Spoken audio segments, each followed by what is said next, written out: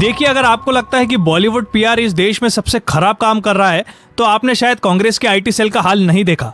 एक बार का डॉन को पकड़ना मुमकिन है, लेकिन हमारे लीडर ऑफ ऑपोजिशन की लोकेशन ट्रैक करना नामुमकिन। जब नीट का मुद्दा चल रहा है, मॉनसून सत्र सिर पर है, तब देश का सबसे बड़ा विपक्षी नेता पिछले 22 दिनों से गायब है।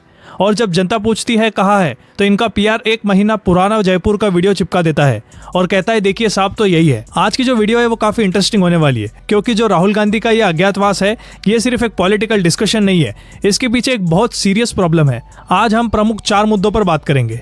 पहली बात, ये 22 दिन का गायब होना और शूट एंड स्कूट की राजनीति क्या है। दूसरी बात, इंग्लैंड से फिनलैंड तक इस सीक्रेट हॉलीडे का पर्पस क्या है। तीसरी बात, इतिहास में विपक्ष के नेताओं जैसे वाजपेयी या इंदिरा गांधी ने ऐसे समय पर क्या किया था। चौथी बात, वो जयपुर वाले पुराने वीडियो का फर्जीवाड़ा जिसने इस पूरी सिचुएशन को एक कॉमेडी शो बना दिया है। तो आइए इन सारी चीजों को एक एक कर एक्सप्लेन करते हैं।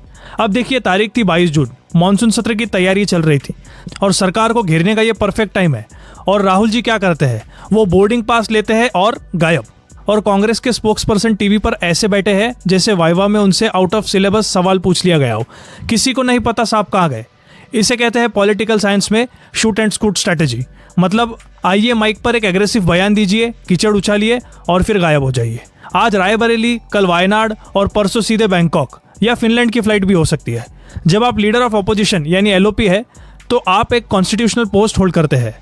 आप आम नागरिक की तरह टी शर्ट पहनकर ये नहीं कह सकते कि भैया मैं तो बस एक यात्री हूँ। अगर आपने जिम्मेदारी ली है तो आपको अल्टरनेटिव भी देना पड़ेगा। सिर्फ ट्विटर पर वीडियो संदेश डालने से देश नहीं बदल जाता। ये राजनीति है, कोई वर्क फ्रॉम होम वाली आईटी जॉब नहीं। और ये सब मैं आपको इसलिए बता रहा हूँ क्योंकि अगर आप इंडियन पॉलिटिक्स की हिस्ट्री देखें तो विपक्ष का काम करने का तरीका ऐसा कभी नहीं था। बिना हिस्ट्री और कॉन्टेक्स्ट समझे हम इस हॉलीडे पॉलिटिक्स को डिकोड नहीं कर सकते।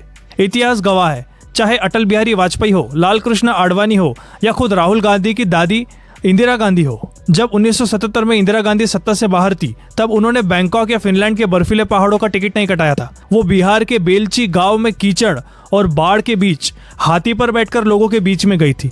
वाजपेयी जी जब विपक्ष में थे तो मॉनसून सत्र के पहले वो लाइब्रेरी में बैठकर डेटा निकालते थे ताकि सरकार की बखिया उधेड़ सके। आज का विपक्ष लग्जरी हॉलीडे मोड पर है, यूरोप के मैप पर पिन ड्रॉप चल रहा है। और दिक्कत ये नहीं है कि वो छुट्टी पर है, हर इंसान को ब्रेक चाहिए होता है।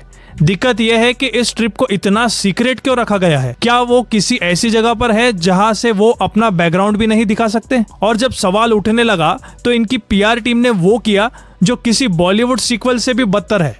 मतलब रेस 3 का स्क्रिप्ट राइटर भी इनसे अच्छी स्टोरी लिख सकता है। सोमवार को राहुल गांधी के सोशल मीडिया से एक वीडियो पोस्ट होता है और दिखाया जाता है कि वो जयपुर में ग्राउंड पर काम कर रहे हैं। लेकिन इंटरनेट की जनता बॉस बहुत स्मार्ट है। कुछ ही घंटों में पोल खुल गई कि ये तो महीनों पुराना वीडियो है। ये तो वही बात हो गई कि आप गोवा के ट्रिप पर है और बॉस को खुश करने के लिए घर के लैपटॉप की पुरानी फोटो भेज रहे हैं कि सर मैं तो काम कर रहा हूँ। एक नेशनल लीडर की मौजूदगी साबित करने के लिए उनकी खुद की टीम को फेक नैरेटिव सेट करना पड़ रहा है। क्या दिन आ गए। ये सिर्फ एक पीआर डिजास्टर नहीं है, ये देश की जनता के साथ और उन लोगों के साथ एक धोखा है जिन्होंने आपको एक मजबूत विपक्ष बनने के लिए वोट दिया था। देखिए, अल्टीमेटली ये सब कहने के बाद मेरा पॉइंट ये है कि एक मजबूत लोकतंत्र के लिए एक मजबूत प्रेजेंट विपक्ष का होना बहुत जरूरी है। आप पार्ट टाइम पॉलिटिक्स करके फुल टाइम सरकार नहीं बना सकते। खासकर राइट विंग को या जो लोग सरकार के समर्थक भी है उन्हें भी ये सवाल पूछना चाहिए। सिर्फ मीम्स बनाकर हंसने से कुछ नहीं होगा। हमें एक अकाउंटेबल ऑपोजिशन डिमांड करना चाहिए। अगर विपक्ष का नेता गायब रहेगा तो डेमोक्रेसी का जो चेक एंड बैलेंस सिस्टम है वो कोलैप्स कर जाएगा। बाकी मैं आपसे पूछना चाहता हूँ, आपका इस पूरी सिचुएशन पर क्या टेक है। क्या आपको लगता है कि राहुल गांधी का ये सीक्रेट हॉलीडे उनकी पर्सनल चॉइस है या उनके पॉलिटिकल करियर को डैमेज कर रहा है। नीचे कमेंट सेक्शन में अपने सुझाव जरूर दे।